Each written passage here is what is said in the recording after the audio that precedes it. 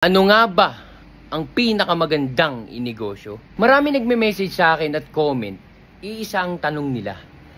Mr. VDR, ano nga ba ang maipapayo o matitip nyo sa amin na magandang inegosyo? Ang masasagot ko dyan ay lahat. Depende yan sa core gift ninyo. Unang-una kasi bago kayo mag-start ng negosyo ninyo, actually may step by step yan. Kaya yung iba nag-horizontal muna dahil nga finifeel nila, hinahanap pa nila yung para sa kanila talaga. Yung hilig nila. Actually hindi naman lahat ng tao alam agad kung ano yung para sa kanila o yung hilig nila. Kaya hinahanap muna nila, baka isa ka rin sa kanila. Kaya ano ang magandang inegosyo? Nakadepende sa tao yan. Nakadepende sa inyo yan kung ano ang core gift ninyo. Mapanegosyo, mapatrabaho o mapa-service man yan.